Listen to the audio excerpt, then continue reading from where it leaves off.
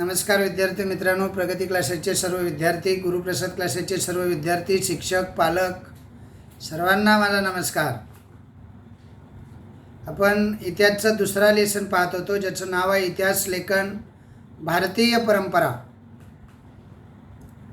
इतिहास लेखन भारतीय परंपरेमध्ये या इतिहासाचं आपण 5 विभागामध्ये विभाजन केलेलं होतं. मी प्रास्ताविक पेश करताना सांगितलेलं आहे ते 5 विभाग. एक होता प्राचीन इतिहास लेखनाची वाटचाल, दुसरा होता मध्ययुगीन इतिहास लेखनाची वाटचाल, तिसरा होता आधुनिक इतिहास लेखनाची वाटचाल, चौथा सांगितला मी भारतीय इतिहास लेखनातील वेगवेगळे प्रवाह, म्हणजे भारत स्वतंत्रपूर्व प्रवाह आणि स्वातंत्र्योत्तर प्रवाह, असे 2 विभागात आपण विभाजन केलं. म्हणजे चौथा होता स्वातंत्र्यपूर्व भारतातील इतिहास लेखनातील प्रवाह. त्यामध्ये 3 प्रवाह आपल्याला पाहिजे होते. एक होता वसाहतवादी इतिहास लेखन, दुसरा होता प्राच्यवादी इतिहास लेखन आणि तिसरा जो होता तो होता राष्ट्रवादी इतिहास लेखन. असं विभाजन आपण केलेलं होतं. आणि त्यानंतर स्वातंत्र्योत्तर भारतातील इतिहास लेखनातील प्रवाह आपण 3 पाहिलेले होते. त्यातला एक होता मार्क्सवादी इतिहास लेखन, दुसरा होता वंचितांचा इतिहास आणि मला वाटतं तिसरा होता स्त्रीवादी इतिहास. असे 5 विभाग आणि वेगवेगळे उपविभाग आपण त्यामध्ये पाहिलेले होते. पैकी पहिले 2 भाग जे होते इतिहास लेखनाची वाटचाल, भारतीय इतिहास लेखनाच्या वाटचालीमधले पहिले 2 विभाग आपण पाहिलेले होते, झालेले होते. पहिला प्राचीन इतिहास लेखनाची वाटचाल आणि दुसरा भारतीय इतिहास लेखनामध्ये मध्ययुगीन इतिहास लेखनाची वाटचाल. आता आपल्याला तिसऱ्या मुद्द्याकडे वळायचं आहे. त्याच्या अगोदर आपण थोडंसं सिंहावलोकन करूयाल. म्हणजे आपण अगोदर काय शिकलोय, कोणते मुद्दे, किमान मुद्दे तरी आपल्याला माहीत असले पाहिजेत. त्यामध्ये आपण भारतीय इतिहास लेखनाची वाटचाल पाहताना भारतीय इतिहास लेखनाची प्राचीन वाटचाल कशी होती, इतिहास लेखन कशा पद्धतीनं केलं जायचं हे आपण पाहिलं. पाश्चात्य परंपरांची ओळख आपण अगोदरच करून घेतलेली होती. आणि या प्राचीन काळातील इतिहास लेखनावर कुणाचा प्रभाव राहिला, कसा प्रभाव राहिला, कशा पद्धतीनं इतिहासाचं हे जे सार होतं, इतिहासाचं हे जे लेखन होतं ते एका पिढीतून दुसऱ्या पिढीकडे गेलं, एका काळातून कालखंडातून दुसऱ्या कालखंडामध्ये गेलं. या इतिहासामध्ये काय सांगितलं जात होतं, जसं की पूर्वजांचे जे पराक्रम होते, दैवत परंपरा होत्या, सामाजिक स्थित्यंतर होती, त्यावेळच्या लोकांच्या संस्कृत्या होत्या, परंपरा होत्या, पोशाख होते, व्यवहार होते, आर्थिक व्यवहार होते. या साऱ्या गोष्टी एका पिढीतून दुसऱ्या पिढीमध्ये नेण्यासाठी वेगवेगळ्या माध्यमांचा वापर झालेला आपण पाहतो.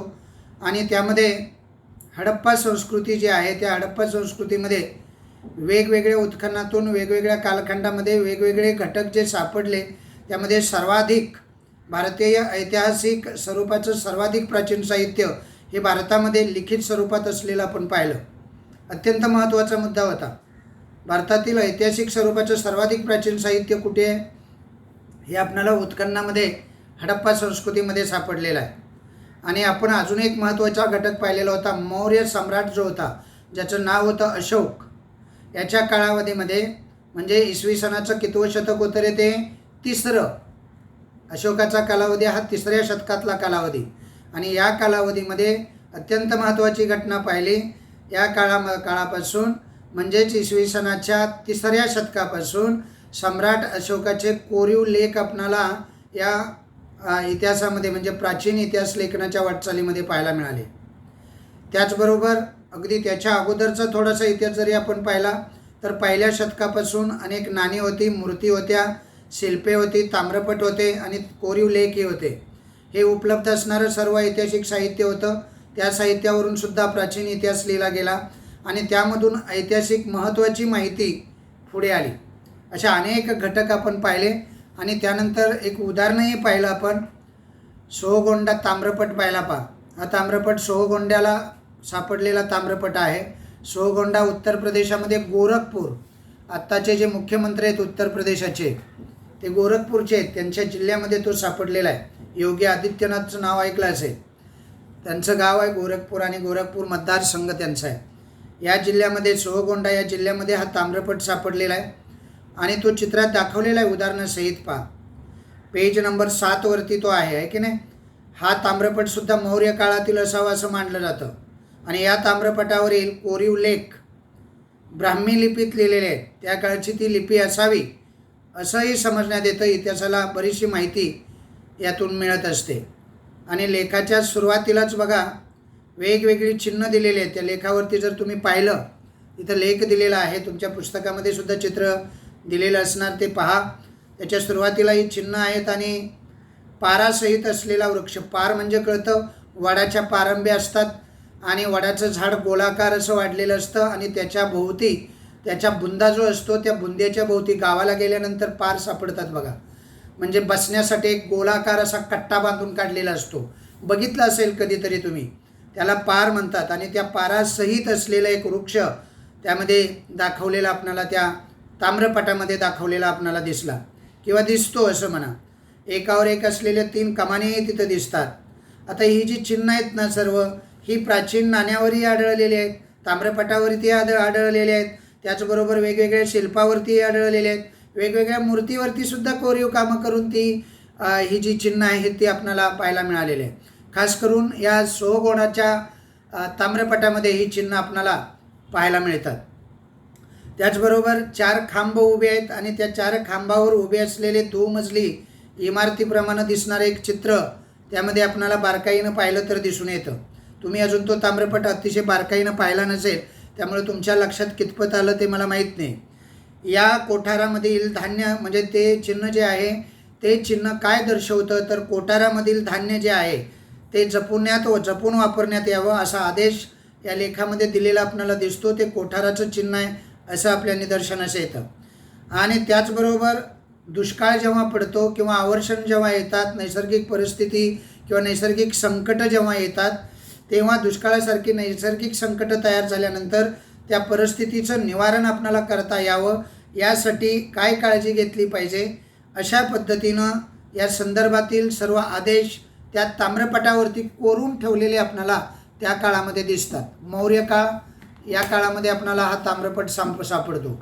त्याचबरोबर आपण प्राचीन काळामध्ये वेगवेगळे प्रवासी भारतामध्ये भेट देण्यासाठी आलेला मुद्दा पाहिलेला होता आपण.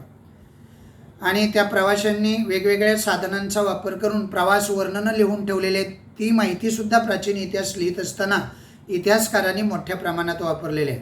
प्राचीन काळामधली राजाची चरित्र आहेत, राजघराण्याचा इतिहास सांगणारे असे भारतीय काही इतिहास लेखनाचे लेखही आहेत. अत्यंत महत्त्वाचे टप्पे हे समजण्यात येतात प्राचीन इतिहास लेखनामध्ये. त्याचबरोबर अजून एक महत्त्वाची घटना आपण पाहिलेली होती, ती होती बाणभट्टांनी लिहिलेला हर्षचरित हा ग्रंथ. आणि मग आपण मध्ययुगाकडे वळलो. मध्ययुगातील इतिहास, मध्ययुगीन इतिहास लेखनाची वाटचाल पाहत असताना आपण काय काय पाहिलं माहीत आहे?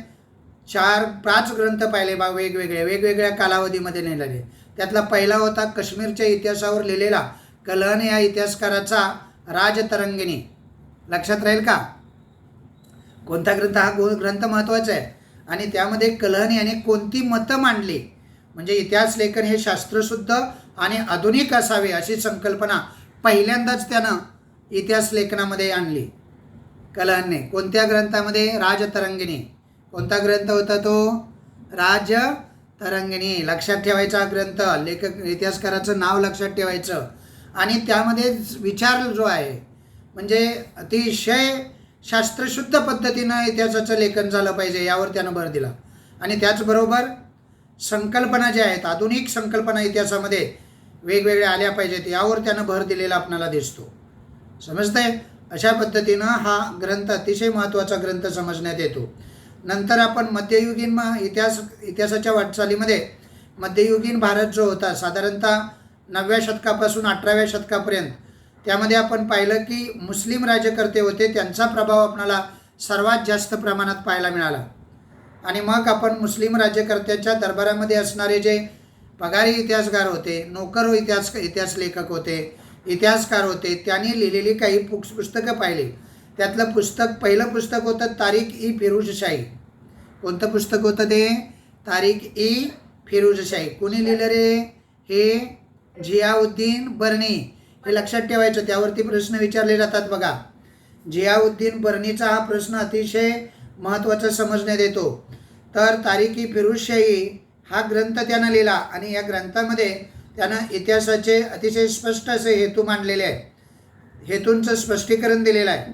त्याच्या मते त्याचं जे मत आहे त्या मतानुसार इतिहासकारांना तो असं सांगतो किंवा मार्गदर्शन करतो, इतिहासकारामध्ये इतिहास लेखन करत असताना फक्त राजांची कर्तव्य किंवा राजाने चांगलं काम केलेलं किंवा राजाचे गुण म्हणा, राजाचे गुणच फक्त लिहिले जाऊ नयेत, तर काय लिहिले पाहिजेत? राजांचे दोषही, राजकर्त्यांचे म्हणा, राजकर्त्या राज्यांचे दोषही आपण इतिहासामध्ये त्याचं वर्णनसुद्धा किंवा चुकीचे जर धोरणं त्यांनी राबवले असते, फक्त कल्याणकारी धोरणं न लिहिता त्यांनी राबवलेल्या चुकीच्या आणि दोषयुक्त अशा धोरणाबद्दल सुद्धा आपण लिहिलं पाहिजे, इतिहासामध्ये त्याच्या नोंदी झाल्या पाहिजेत.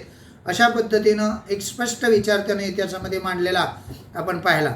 त्यानंतर आपण पुढे गेलो ते म्हणजे मुघल बादशाहाच्या दरबारामध्ये इतिहासकारांच्या लेखनामध्ये राजकर्त्यांची स्तुती आणि त्याबद्दलची निष्ठा, हे जे दोन पैलू होते ते आपणाला प्रकर्षाने जाणवले, मोठ्या प्रमाणात दिसून आले. त्याचा उत्तम उदाहरण म्हणजे बाबराच्या राजदरबारामध्ये जे इतिहासकार होते त्यांनी बाबरांच्या आत्मचरित्रपर एक ग्रंथ लिहिला. तो ग्रंथ होता तुजुकी बाबरी. आणि ही तुजुकी बाबरीमध्ये त्यांनी केलेले युद्धाची वर्णन आलेले आहेत, प्रवास वर्णन आलेले आहेत, ज्या ज्या ठिकाणी ज्या ज्या प्रदेशाला त्यांनी भेट दिली आणि ज्या ज्या शहरामध्ये तो गेला त्या शहरांची आणि प्रदेशाची वर्णनंसुद्धा आहेत. आणि सर्वात महत्त्वाची गोष्ट मी सांगितलेली होती तुजुकी बाबरीमधली, ती म्हणजे वनस्पती सृष्टी. म्हणजे ज्या ज्या ठिकाणी तो गेला त्या त्या ठिकाणी आढळून येणाऱ्या सर्व वनस्पतीचं चिकित्सक दृष्टीनं त्यानं निरीक्षण केलं आणि ते आपल्या तुजुकी बाबरीमध्ये त्यानं मांडलं. इतिहासातली ही पहिलीच घटना होती. त्यानंतर आपण अकबरनामा पाहिला. कुणाचा ग्रंथ आहे रे हा अकबरनामा? अकबरनामा आहे अबुल फजल. कुणाचा आहे हा? अब्जुल फजल. आता या ग्रंथाचं विशेष महत्त्व एवढ्यासाठी आहे की अधिकृत नोंदीच्या आधारे ऐतिहासिक कागदपत्राचे काळजीपूर्वक निरीक्षण केलं पाहिजे, संकलन केलं पाहिजे. संकलन म्हणजे मिळवले पाहिजेत आणि त्यातील माहिती जी आहे ती माहिती विश्वासार्ह आहे का हे तपासून पाहिलं पाहिजे.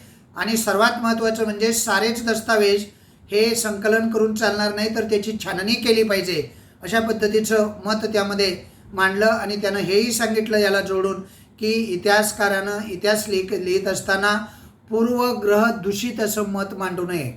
म्हणजे कुणाबद्दल आपलं मत कोणत्या तरी एखाद्या प्रसंगावरून किंवा आपला शत्रू आहे म्हणून चुकीचा इतिहास लिहू नये. जर शत्रूसुद्धा पराक्रमी असेल तर त्याचा पराक्रमी हा जो गुण आहे तो आपण स्वीकारला पाहिजे, इतिहासामध्ये मांडला पाहिजे. नंतर आपण बखरीकडे वळलो, त्यामध्ये आपण सभासद बखर पाहिली. बखर म्हणजे काय अगोदर पाहिलं? शूरवीरांचे गुणगान, ऐतिहासिक घडामोडी, लढाया, थोर पुरुष आणि त्या थोर पुरुषांची चरित्र याविषयीचं लेखन ज्यामध्ये केलं जातं किंवा केलेलं आहे त्याला बखर असं म्हणतात. बखर आणि बकरी यात फरक आहे. बकरी लिहाल, बखर ख लिहायचं, ख. सर्वांनी लक्षात ठेवा, बरीच मुलं बकरी लिहितात आणि बकरीचा अर्थ वेगळा असतो. बकरी म्हणजे तुम्हाला कळत असेल, मी सांगायची काही जरूर नाही. तर ही बखर जी आहे ती बखर काय आहे तर त्यामध्ये ज्या ऐतिहासिक ठेव्यामध्ये दस्तावेजामध्ये शूरवीरांचे किंवा शूरपुरुषांचे म्हणा गुणगान लिहिलेलं असतं, गुणगान केलेलं असतं, ऐतिहासिक घोडामोडीचं लेखन केलेलं असतं, लढाया, थोर पुरुषांची चरित्र यावर प्रकाश टाकलेला असतो, अशा दस्तावेजाला म्हणतात बखर.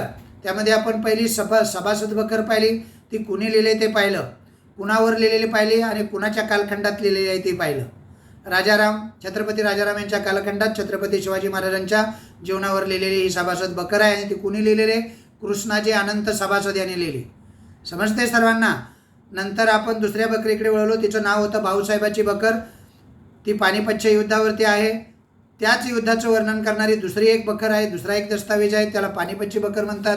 आणि होळकरांची कैफियत नावाची एक बखर आपण पाहिली आणि मग बकरीचे वेगवेगळे प्रकार आपण पाहिले. इथपर्यंत आपण आलेलो होतो, बरोबर. आता आज आपणाला इतिहास लेखनाची आधुनिक वाटचाल पाहिजे. आधुनिक कालावधी मला कोण सांगेल सांगा?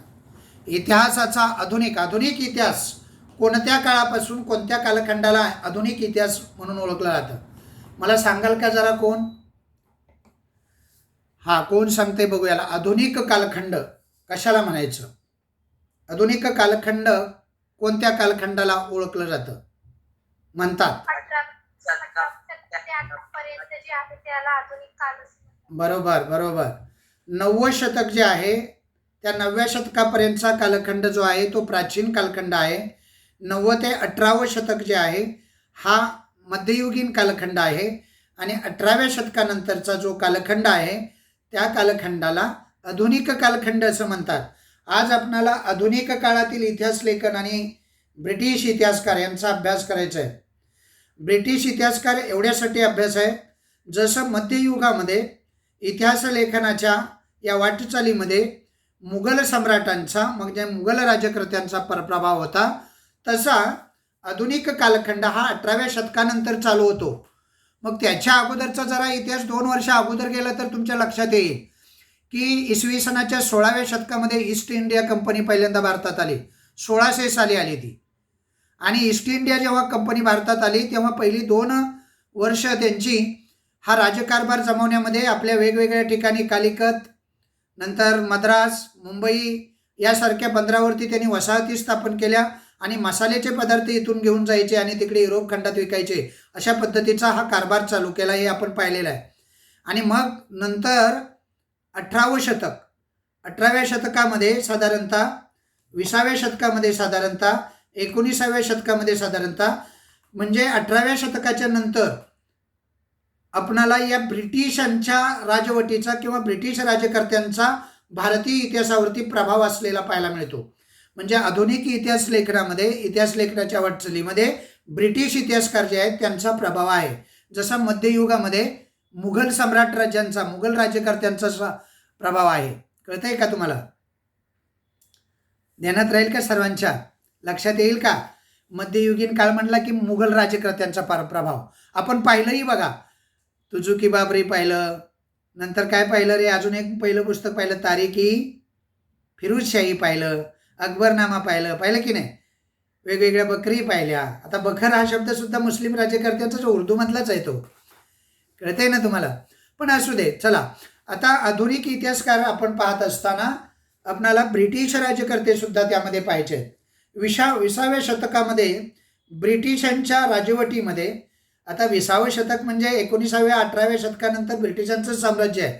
ॲक्च्युली 1600 सालीच ते भारतामध्ये आलेले आहेत आणि त्यानंतर पहिल्यांदा ईस्ट इंडिया नावाची कंपनी 1600 साली भारतात आली आणि त्यांनी राज्यकारभाराला सुरुवात केली. व्यापार करता करता हळूहळू राज्यकारभाराकडे वळले.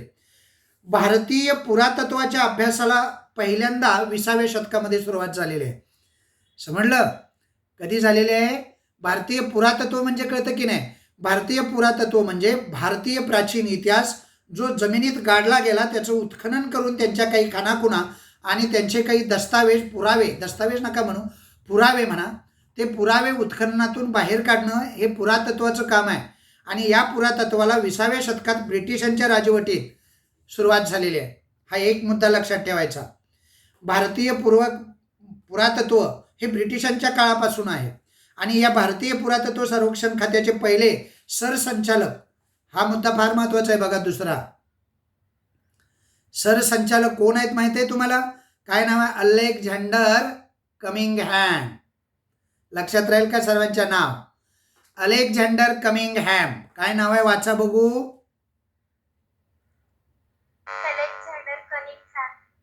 हां, बघा, अलेक्झांडर कमिंगहॅम म्हणता येतंय का सर्वांना? अलेक्झांडर कमिंगहॅम म्हणता आलं तर वाचता येईल, वाचलं तर लक्षात राहील, आहे की नाही?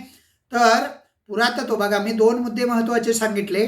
एक महत्त्वाचा मुद्दा होता पुरातत्व खात्याची सुरुवात ब्रिटिश राजवटीमध्ये 20व्या शतकात झाली, एक. आणि दुसरा मुद्दा होता की हे जे पुरातत्व ब्रिटिशांच्या आधिपत्याखाली भारतात स्थापन झालं त्याचे पहिले सरसंचालक होते कोण रे? अलेक्झांडर कमिंगहॅम. लक्षात राहील का सर्वांच्या? आता बघा, तिसऱ्या मुद्द्याकडे बघा. माझ्याकडे लक्ष देत आहे की पुस्तकात बघत बसलाय? माझ्याकडे लक्ष द्या. तिसरा मुद्दा मी तुम्हाला महत्त्वाचा सांगतो आणि तो मी जितक्या प्रभावीपणे सांगतो तितक्याच प्रभावीपणे डोक्यात घालून घ्यायचा आणि लक्षात ठेवायचा. बघा, हा जो कमिंगहॅम होता ना, याच्या कारकिर्दीमध्ये सुरुवातीला प्रचंड प्रमाणात म्हणजे भारतामध्ये अनेक प्राचीन स्थळांचं प्रचंड प्रमाणात उत्खनन करण्यात आलं आणि त्यामध्ये खास करून बौद्ध धर्मग्रंथामध्ये ज्या ज्या स्थळांचा उल्लेख होता, मुद्दा लक्षात ठेवा, ज्या ज्या स्थळांचा बौद्ध धर्मग्रंथामध्ये उल्लेख होता त्या त्या स्थळांचं उत्खनन करण्यात आलं पहिल्यांदा. कमिंगहॅम यानं म्हणजे अलेक्झांडर कमिंगहॅम यानं सर्वात जास्त प्रमाणामध्ये प्राचीन स्थळांचं उत्खनन करण्यावरती भर दिला, जास्तीत जास्त प्राचीन इतिहास आपल्याला जगासमोर आणण्यासाठी. कारण या काळामध्ये भारतीय इतिहास म्हणजे पूर्वेकडच्या राज्यांचा इतिहास याबद्दल इतिहासकारांच्या मनामध्ये कुतूहल निर्माण झालेलं आपण पहिल्या लेसनमध्ये पाहिलेलं आहे. समजते तुम्हाला? आणि त्या कुतूहलापोटी कमिंगहॅम यानं सर्वात जास्त प्रमाणात पहिल्यांदा पुरातत्वाचा वापर केला. कारण हा पुरातत्वाचा पहिला सरसंचालक होता. त्यानं पुरातत्वाचा वापर करत सर्वात जास्त प्राचीन स्थळांचं काय केलं रे? सर्वात जास्त प्राचीन स्थळांचं उत्खनन केलं आणि त्या उत्खननातून सर्वात जास्त पुरावे आणि सर्वात जास्त उत्खननातून मिळणारे घटक इतिहासकारांच्या समोर मांडले. आणि त्यानं हे उत्खनन करत असताना बघा, महत्त्वाचे 3 मुद्दे मी सांगितले तुम्हाला. हे उत्खनन करत असताना सरसंचालक कमिंगहॅम यानं एक महत्त्वाची गोष्ट केली, ती म्हणजे बौद्ध धर्माचा त्यानं अभ्यास केला. बौद्ध धर्माच्या धर्मग्रंथामध्ये ज्या ज्या स्थळांचा प्राचीन स्थळांचा उल्लेख करण्यात आलेला होता त्या त्या सर्व प्राचीन स्थळांचं उत्खनन केलं. कारण बौद्ध धर्मग्रंथामध्ये ज्या प्राचीन स्थळांचा उल्लेख आढळतो ती अतिशय पौराणिक अशा पद्धतीची स्थळं आहेत असं अलेक्झांडर कमिंगहॅमचं मत होतं. आणि म्हणून त्यानं या स्थळांचं उत्खनन केलं आणि जगाच्या इतिहासकारापुढे सर्वात जास्त मोठ्या प्रमाणामध्ये उत्खननातून समोर आलेले पुरावे इतिहासाचे, भारतीय इतिहासाचे म्हणा, हे पुरावे काय केले त्यानं जगासमोर मांडले. बघा, प्रामुख्यानं धर्मग्रंथांचा आणि बौद्ध धर्मग्रंथांचा उल्लेख करण्याचं कारण ज्याला कळतं त्याचा तो मुद्दा लक्षात राहतो. मी 3 मुद्दे महत्त्वाचे सांगितले. पहिला होता 20व्या शतकामध्ये ब्रिटिश राजवटीमध्ये काय झालेलं आहे, पुरातत्वाच्या अभ्यासाला सुरुवात झाली. दुसरा मुद्दा होता हे जे पुरातत्व आहे त्याचे सर्वेक्षण करण्याचं जे खातं आहे किंवा विभाग आहे त्याचा पहिला सरसंचालक अलेक्झांडर कमिंगहॅम होता. याच्या देखरेखीखाली हे काम चालू झालं आणि भारतीय प्राचीन स्थळांचं उत्खनन करण्यात आलं. आणि या स्थळांचं, कोणत्या स्थळांचं उत्खनन करण्यात आलं? बौद्ध ग्रंथामध्ये प्राचीन काळापासून ज्या स्थळांचा उल्लेख करण्यात आलेला होता त्या स्थळांचं उत्खनन सर्वात जास्त करण्यात आलं. हे लक्षात राहील का? मग चौथ्या मुद्द्याकडे वळायचं. चौथा मुद्दा आहे जॉन मार्शल. हे एक नाव लक्षात ठेवा. जसं अलेक्झांडर कमिंगहॅम आहे तसा दुसरा एक व्यक्ती आहे ज्याचं नाव आहे जॉन मार्शल. नंतर सरसंचालकपदी जॉन मार्शल आला आणि मग त्यांची कारकीर्द चालू झाली. त्यांच्या कारकिर्दीमध्ये काय झालं रे, हडप्पा संस्कृती जी होती त्या हडप्पा संस्कृतीमध्ये जास्त संशोधन करण्यात आलं. आणि अगोदर तर झालेलंच आहेत, हडप्पा संस्कृतीचं उत्खनन अगोदरच झालेलं आहे, पण याच्या कारकिर्दीमध्ये सर्वात जास्त आणि अतिशय आधुनिक पद्धतीनं उत्खनन करण्यात आलं. आणि मग हडप्पा संस्कृतीचा शोध लागला आणि भारतीय संस्कृतीचा इतिहास इसवी सनापूर्वी 3ऱ्या शतकापासून किंवा त्याहून पूर्वीपासून प्रत्यक्षात असू शकतो आणि प्रचंड उत्खननात सापडल्या या पुरावरून ते दिसून येतं. म्हणजे 3ऱ्या शतकाच्या अगोदरपासून हा इतिहास या हडप्पा संस्कृतीमध्ये आपल्याला सापडलेला पाहायला मिळतो. आणि त्याच्या अगोदरसुद्धा अशा पद्धतीचे राजे आणि आपला अतिशय महत्त्वाचा असा इतिहास त्या उत्खननातून समोर आलेला सिद्ध झालेला आहे. 4 महत्त्वाचे मुद्दे सांगितले. मी 5व्या मुद्द्याकडे वळतोय. भारतात आलेले अनेक ब्रिटिश अधिकारीही असे होते. अधिकारी म्हणजे कळते की नाही, हे व्यापार करण्यासाठी आले, मसाल्याच्या पदार्थाचा व्यापार करता करता राज्यकर्ते बनले. संपूर्ण भारतभर यांचं राज्य चालू झालं. वसाहतीचं राज्य याला म्हणतात, ब्रिटिशांचं राज्य म्हणून हे ओळखलं जातं. आणि यामध्ये अनेक अधिकारी आले, ते शिकलेले होते, ते ज्ञानी होते, त्यांनाही भारतीय इतिहासासंबंधी लेखन करण्याची एक आस निर्माण झाली. इथं आल्यानंतर त्यांनी त्यांचा काही कारकीर्द, त्यांची कालखंड भारतात गेल्यानंतर इतिहास जो भारताचा आहे तो गौरवशाली इतिहास आहे अशा पद्धतीचं काही मुद्दे त्यांच्या डोळ्यासमोर आले. त्यांनी ते प्रत्यक्ष पाहिले आणि त्यांनीसुद्धा, या अधिकाऱ्यांनीसुद्धा इतिहास लेखन केलेलं आपल्याला पाहायला मिळतं. त्याने केलेल्या लेखनावरती खास करून वसाहतवादाचा ठसा आहे, ब्रिटिशांच्या वसाहतवादी धोरणांचा प्रभाव आहे. समजलं असणारच. ते काय इथं येऊन भारताबद्दल चांगलं लिहितील का? नाही. त्यांच्या इतिहासामध्ये, त्यांच्या इतिहास लेखनामध्ये पूर्वग्रह दूषितपणा म्हणजे आपणाला काळं समजायचं, अविकसित समजायचं. ते गोरे लोक, आपण काळे लोक, ते आधुनिक लोक, आपण मागासलेले लोक. आपली संस्कृती म्हणजे क्षुल्लक पदार्थ, त्यांची संस्कृती जगात सर्वश्रेष्ठ. अशा पद्धतीचा पूर्वग्रह असणारे हे अधिकारी होते. आणि त्यांनी काय केलं माहिती आहे? ब्रिटिशांच्या वसाहतवादी धोरणाला अनुसरून त्यांना पुष्टी देणारा, त्यांना पाठिंबा देणारा. वसाहतवादी धोरण हे चांगलं नव्हतं, ते गुलामगिरीत लोकांना ठेवणारं होतं. गुलामगिरी ही मानवहितांसाठी, मानवजातीसाठी चांगली नाही आहे. त्यांचा प्रभाव असणारं हे लेखन या अधिकाऱ्यांनी केलं. त्यांचा प्रभाव दिसतो त्यावरती. समजतंय का सर्वांना? बघा, जेम्स मिल नावाचा एक अधिकारी होऊन गेला. त्यामध्ये काय नाव आहे त्याचं? James mill. अनेक अधिकारी होऊन गेले बघा. अधिकाऱ्यांची नावच पाठ करून ठेवायची. जेम्स मिल आहे, नंतर माउंट स्टुअर्ट आहे, पुढे येणार आहे तो. जेम्स ग्रांट डप आहे, कर्नल हॉड आहे, टॉड आहे. समजलं? हे पुढे येणार आहेत विचारवंत. अनेक अधिकारी आहेत हे. त्यातला पहिला जो अधिकारी आहे ना, अधिकारी म्हणजे कळतंय ना, भारतामध्ये राज्य करता यावं म्हणून ब्रिटिशमधील राणीनं इकडे पाठवलेले काही अधिकारी. समजलं? तर हे अधिकारी जे आहेत त्यातला एक अधिकारी आहे जेम्स मिल. काय नाव आहे? त्यानं एक बुक लिहिलेलं आहे इतिहासावरती. त्याचं नाव आहे the history of British India. म्हणजे इंडियामधल्या ब्रिटिशांची हिस्ट्री त्यानं लिहिलेली आहे जेम्स मिल याने. या ग्रंथाचे किती कालखंड आहेत रे? तीन खंड आहेत. कालखंड नव्हे, 3 खंड आहेत. 1917 हे कालखंड प्रसिद्ध झालेले आहेत. 1817 हे कालखंड प्रसिद्ध झालेले आहेत. 3 कालखंड. पुस्तकाचं नाव काय आहे? The history of British India. लक्षात राहील का? कुणी लिहिलं हे पुस्तक? जेम्स मिल यानं लिहिलं पुस्तक. किती साली लिहिलं? 1817 साली लिहिलं. हे प्रसिद्ध झालेलं आहे. ब्रिटिश इतिहासकाराने भारतीय इतिहासावर लिहिलेला हा पहिला ग्रंथ जेम्स मिलचा समजण्यात येतो. तुम्हाला विचारतील पहिला ग्रंथ म्हणजे कशावरचा पहिला ग्रंथ हे समजून घ्या. भारतीय इतिहासावरती ब्रिटिश इतिहासकारानं लिहिलेला पहिला ग्रंथ कोणता रे? The history of British India हा ग्रंथ लिहिलेला आहे. आणि इतिहासकारांनी भारतीय इतिहासावर लिहिलेला हा पहिला ग्रंथ म्हणून ओळखला जातो. त्याच्या लेखनामध्ये त्यानं जे लेखन केलेलं आहे या ग्रंथामध्ये, the history of British India या ग्रंथामध्ये 17 साली त्यानं जे लेखन केलेलं आहे त्याच्या लेखनामध्ये वस्तुनिष्ठ दृष्टिकोनाचा अभाव आणि भारतीय संस्कृतीच्या विविध पैलू संबंधी पूर्वग्रह दूषितपणा आपणाला पाहायला मिळतो. स्पष्टपणे ते दिसून येतो. म्हणजे काय माहिती आहे का? म्हणजे इतिहास लेखनाचा त्याचा दृष्टिकोन शून्य म्हणजे शुद्ध नव्हता. का नसेल रे? कारण हे जे इतिहासकार आहेत ना ते ब्रिटिश अधिकारी आहेत.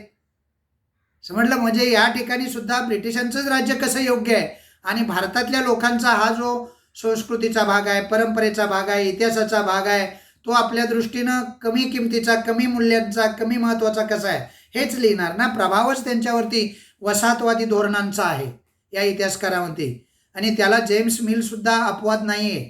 त्यानं लिहिलेलं the history of British India हे जे पुस्तक आहे या पुस्तकामध्ये त्याने जे विचार मांडले ते वस्तुनिष्ठतेवरती आधारित नव्हते. त्याचा दृष्टिकोन पूर्वग्रह दूषित होता. पूर्वग्रह दूषित म्हणजे आपणाला, आपल्या संस्कृतीला, म्हणजे पूर्वेकडची देशाची जी संस्कृती आहे त्या संस्कृतीला ते कमी लेखायचे हे लोक. आणि तसाच दृष्टिकोन त्या आपणाला या पुस्तकामध्ये 1817 साली जेम्स मिलनं लिहिलेल्या the history of British India या पुस्तकामध्ये दिसतो. समजलं? पूर्वग्रह दूषित असा दृष्टिकोन. पूर्वग्रह दूषित म्हणजे काय माहिती आहे? व्यक्ती फार चांगला असतो किंवा त्यांची संस्कृती फार चांगली असते, पण आपणाला ते आवडत नाही ना. आपला तो शत्रू असतो ना. म्हणून आपण त्याच्या चांगल्यापणाचं, चांगल्या गुणाची सुद्धा म्हणजे कदर करायची नाही. आपण त्याच्या वाईटावरतीच असतो, वाईटच फक्त लिहायचं. समजलं? अशा पद्धतीनं जे लिखाण केलं जातं त्याला पूर्वग्रह दूषित दृष्टिकोन असं म्हटलं जातं. कळलं? आता दुसरा जो इतिहासकार आहे, दुसरा अधिकारी आहे. पहिला कोण झाला? मी 4 अधिकारी तुम्हाला नावं सांगितली होती बघा. एक होता जेम्स मिल. कोणता होता रे? अरे सांगा ना. James mill. दुसरा होता माउंट स्टुअर्ट. तिसरा होता जेम्स ग्रँड डफ. आणि चौथा एक मी तुम्हाला सांगितला कर्नल टॉड. आणि पाचवा एक सांगितलं विल्यम विल्सन. हे पुढे येणार आहेत. हे 5 पाठच करून ठेवायचे. समजलं? पुन्हा एकदा सांगू का मी? जेम्स मिल एक झाला. दुसरा कुणाला आठवतोय का? माउंट स्टुअर्ट दुसरा झाला. जेम्स ग्रँड डफ तिसरा झाला. चौथा झाला कर्नल टॉड. आणि 5वा विल्यम विल्सन. हे पुढे येणार आहे ते अधिकारी तुमच्या लक्षात असू द्या. आता बघा 1841 मध्ये माउंट स्टुअर्ट दुसरा अधिकारी. हा पहिला कोण होता? James mill. कोणता होता? James mill. आणि मग त्याच्या बाबतीत घडलेल्या 2 घटना मी तुम्हाला सांगितल्या. त्यानं एक त्या ब्रिटिश इतिहासकार असून सुद्धा भारतीय इतिहासावरती पहिला ग्रंथ लिहिलेला आहे ज्याचं नाव आहे the history of British India. आणि 1817 साली लिहिलेलं आहे. आणि त्याच्यामध्ये त्यानं म्हणजे त्याचं इतिहास लेखन कसं आहे? वस्तुनिष्ठ दृष्टिकोनाचा अभाव असणार आहे. भारतीय संस्कृतीच्या विविध संस्कृतीच्या आणि पैलूंच्या बाबतीत त्यानं पूर्वग्रह दूषित मत ठेवून लिहिलेलं आहे. त्याचा दृष्टिकोन स्पष्ट असा आपल्याला दिसत नाही. त्याचा दृष्टिकोन पूर्वग्रह दूषित असा दिसतो. नंतर आला Mount Stuart. Mount Stuart Elphinstone नाव आहे त्याचं. समजलं? मुंबईमध्ये एक ठिकाण आहे बघा एल्फिस्टन. त्याचंच नाव आहे ते. त्याचं नाव आहे पूर्ण माउंट स्टुअर्ट एल्फिस्टन. काय नाव आहे? त्याने एक ग्रंथ लिहिला. हा सुद्धा अधिकारी आहे. भारतामध्ये ब्रिटिशांनी पाठवलेला राज्यकारभार चांगल्या पद्धतीनं करण्यासाठी अतिशय धूर्त आणि अतिशय कारभारामध्ये प्रवीण असणारा हा माउंट स्टुअर्ट एल्फिस्टन हा अधिकारी आहे. आणि या अधिकाऱ्यानं इथं आल्यानंतर भारतीय इतिहासावरती एक ग्रंथ लिहिलेला आहे ज्याचं नाव आहे द हिस्ट्री ऑफ इंडिया. काय नाव आहे त्याचं? हा दीर्घकाळ हा माणूस माउंट स्टुअर्ट एल्फिस्टन हा मुंबईचा गव्हर्नर म्हणून इथं राज्यकारभार करत असलेला आपण पाहिलं. त्याचा कालावधी गव्हर्नर पदाचा जो कालावधी आहे तो कालावधी आहे 1819 ते 1827. म्हणजे किती झालं रे? जवळजवळ 8 वर्ष तो गव्हर्नर होता. 9 वर्ष होता. 9 वर्ष. किती वर्ष? 9 वर्ष गव्हर्नर म्हणून राहिलेला आहे मुंबईसारख्या शहराचा. आणि त्या कारकिर्दीमध्ये त्यानं एक ग्रंथ लिहिलेला आहे. काय ग्रंथाचं नाव आहे रे?